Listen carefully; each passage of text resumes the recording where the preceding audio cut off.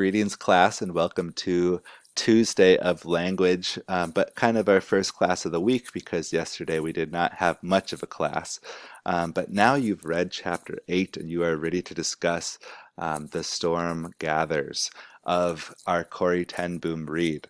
There are three kind of main points that I want, or parts of this chapter that I want to look at in some detail today. But we are going to do it this new style in that I am not going to do the read along with you where I read every single word and kind of comment as I go. We're going to move to the new format where I assume that you've read the chapter and then I can kind of talk about it as a whole and just give you what I think are the most important things from that chapter. So let's get into it right away because I don't want to keep you longer than you have to, and these videos always seem to go long on me, right?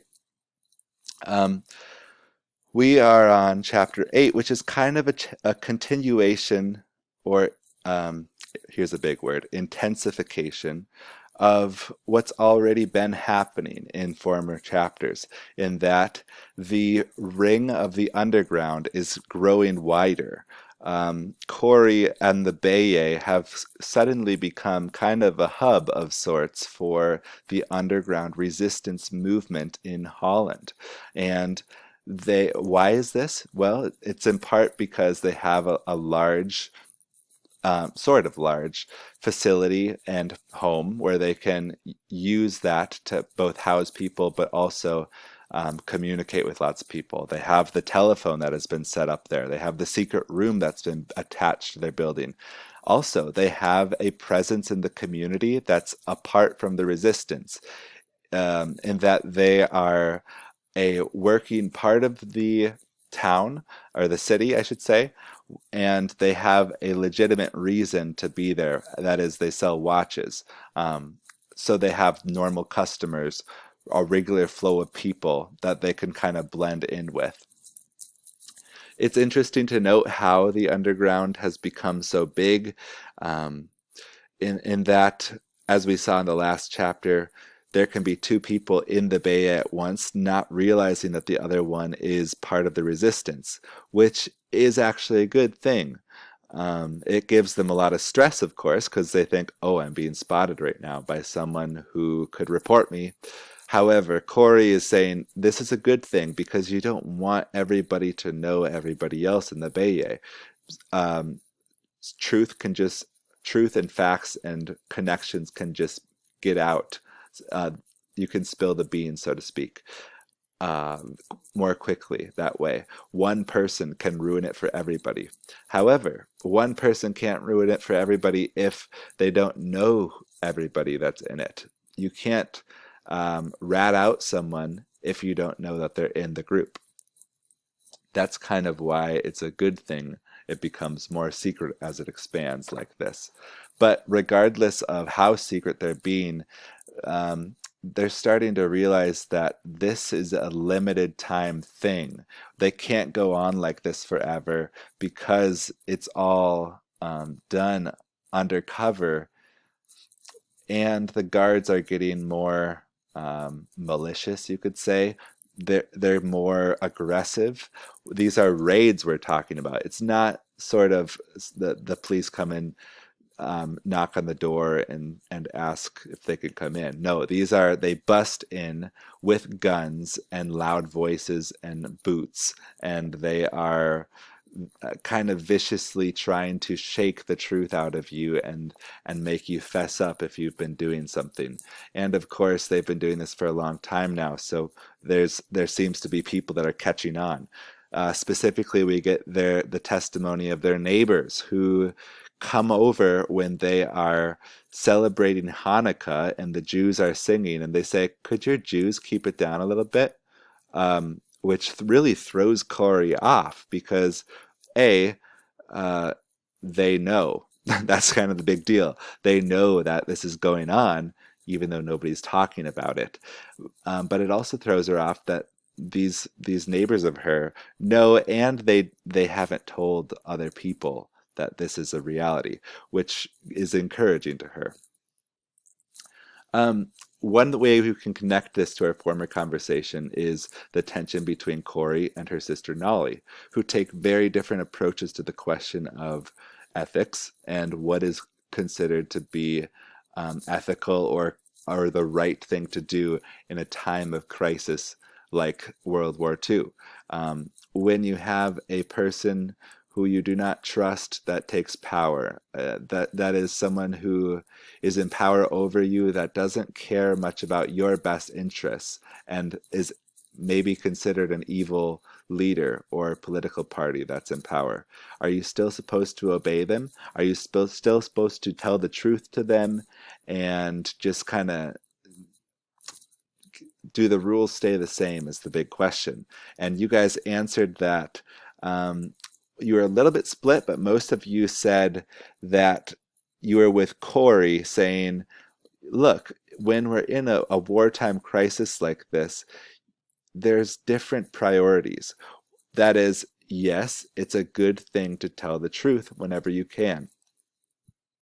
However, it's also a good thing to save people whenever you can. And that goodness, that good thing, kind of outweighs the other good thing about telling the truth. So, sorry, there's this kind of ladder of responsibilities that Corrie has. And she says, well, this one is a higher rung. So we have to obey this one and kind of sacrifice the lower responsibility of telling the truth. Nolly says, I don't believe in your ladder, Corrie. We need to tell the truth at all times, and we need to save people at all times. And I'm going to do both of those things because the Bible tells me so. And that's how I interpret it, right? So that's Nolly's position, and she lives to that pretty strictly. And that this comes into play when we see the first raid, and her own sons, the family members, are in the home. They slide down to the trap door, but when the guards ask them, "Is anybody hiding here? Where are they?" She tells a half truth. She says they're under the table. Now the guards thankfully don't look too much further and kind of storm off. But that's what really strikes the conversation between her and Corrie, the disagreement over why did you say that? What were you thinking, giving up their locations? Anyways, this chapter does the very same thing in that it's now snowballed and she doesn't get out so easily anymore because Annalise, one of the Jews that she's housing, is turned over to the police and she's taken away. It so happens that Nolly is also taken away. She goes to the kind of the county jail type situation, whereas Annalise goes to a prison. But she goes away singing. And Corrie is almost offended by that. She says on page 127, I believe, how could she sing when she had betrayed another human being? That's her rhetorical question to herself and to her readers is, what is this attitude, this arrogant singing, when you just betrayed someone possibly to death? That's what Corrie's thinking. Nolly says, God will provide for me because I obeyed him. And to Corrie's shock, this happens. This happens historically. This is a true event. She says, no ill will happen to Annalise. God will not let him take her to Germany. He will not let her suffer because I obeyed him. Look down at the next paragraph. Pickwick waited until we were in the drawing room, that's like a living room, with the door shut. The Jewish theater in Amsterdam was broken into last night. 40 Jews were rescued. One of them, a young woman, was most insistent that Nolly know. Annalise is free. And so they get this news of this kind of jailbreak situation where it just so happens that 40 Jews were released and Annalise was one of them, one of the lucky winners that is now on her road back to freedom. And this just really throws Corrie off because it makes her question her whole side of the argument.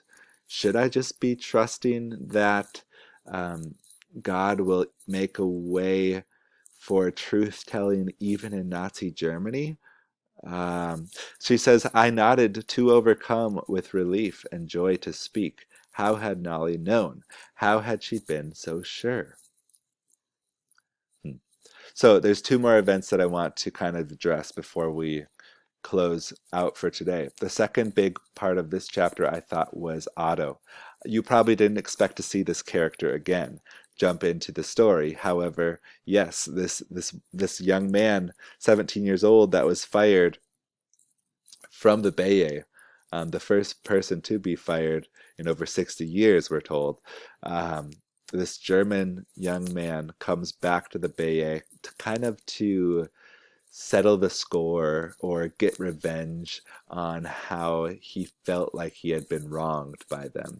And so now there's this look at me now side. I'm the one in the uniform. Our country has taken over your country and we are going to demolish you.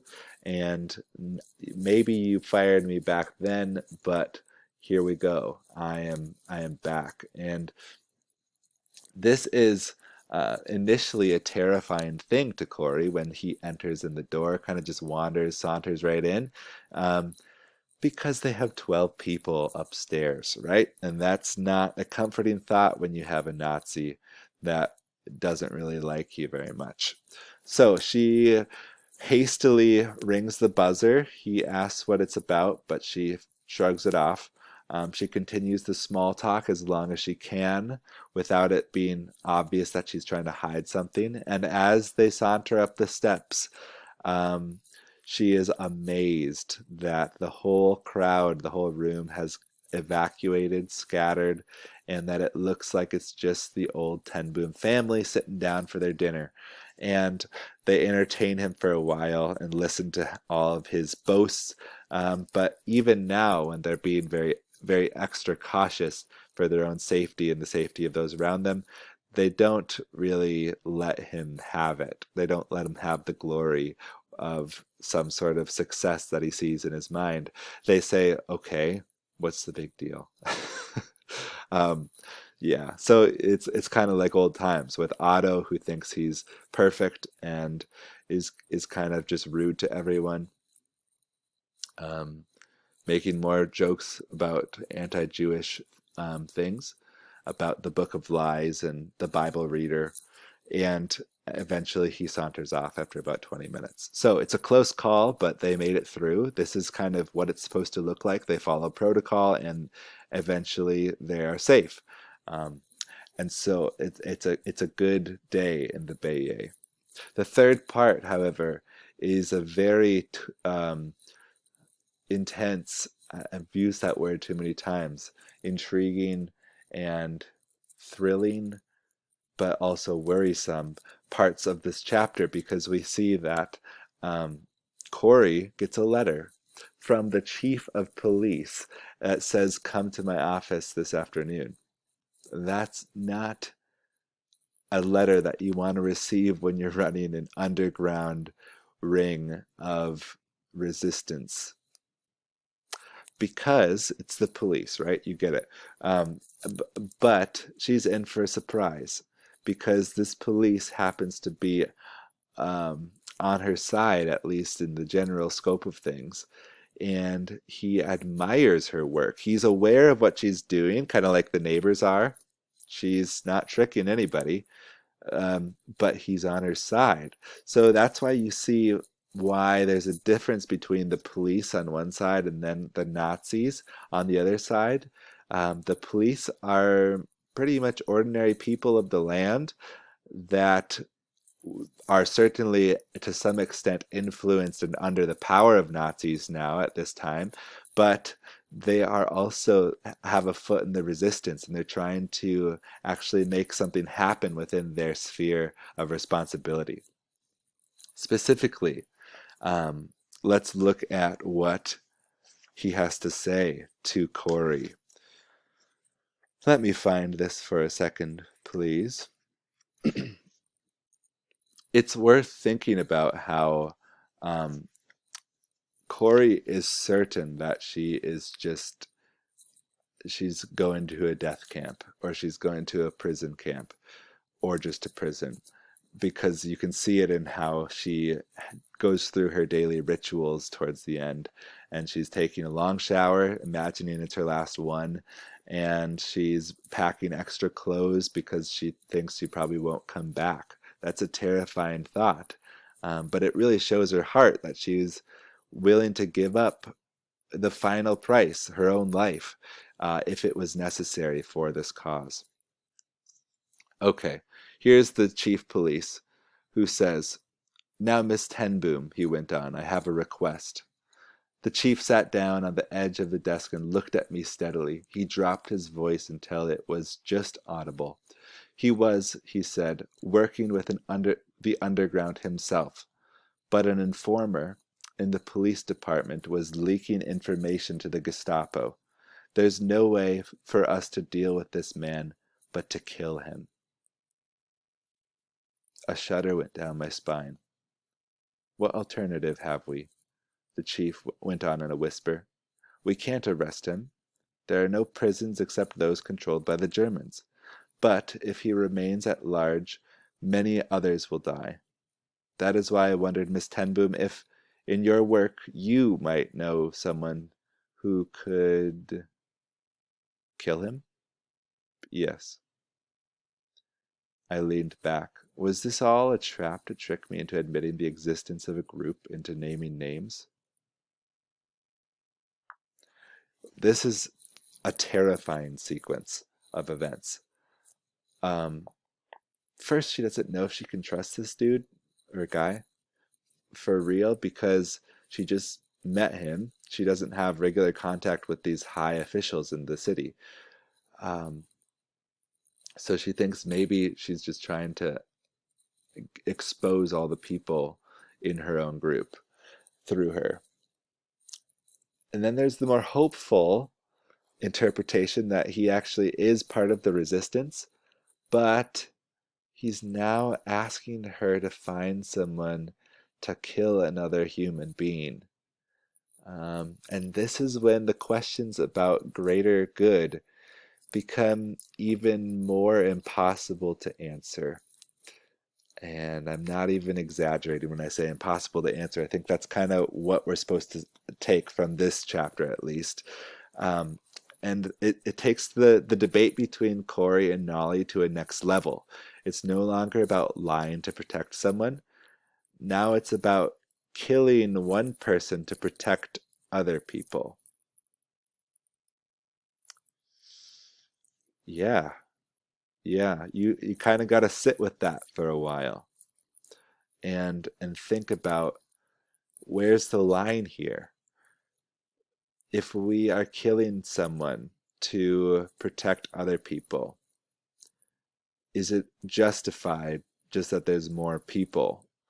Um, can you I don't know how to put the question in any other ways besides the way that it's put in the book.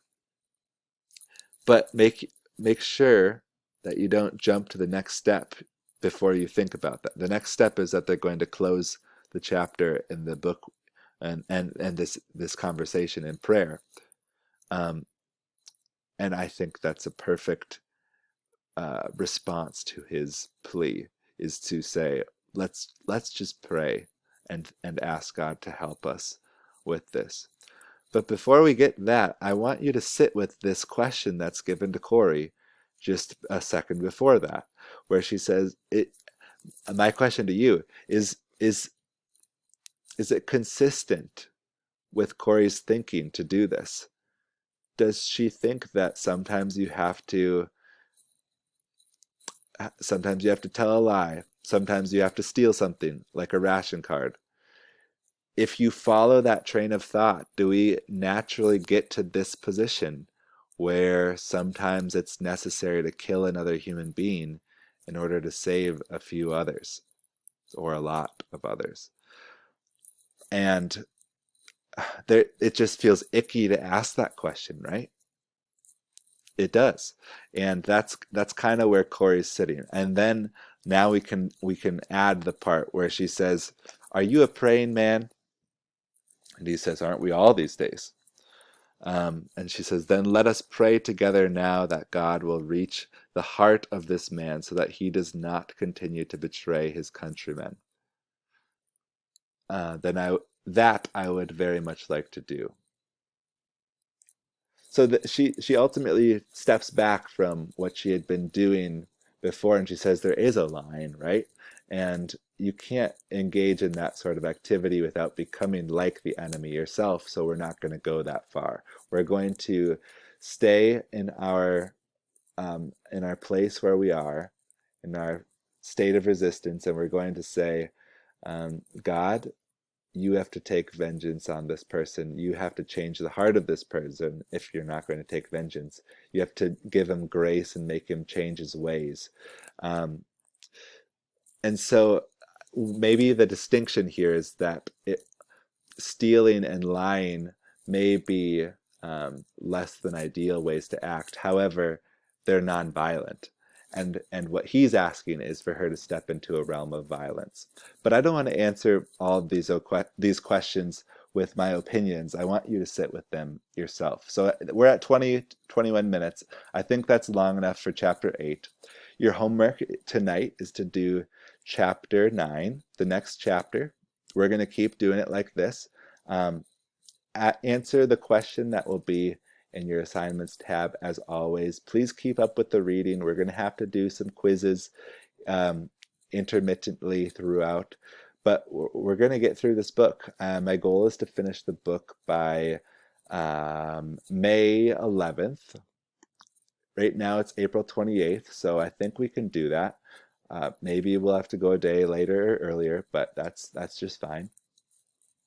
And then we have one more unit before the end of the year. So we are really getting to the end here, and I hope you are just hanging in there because this is it. And then it's going to be summertime, and then you are high schoolers.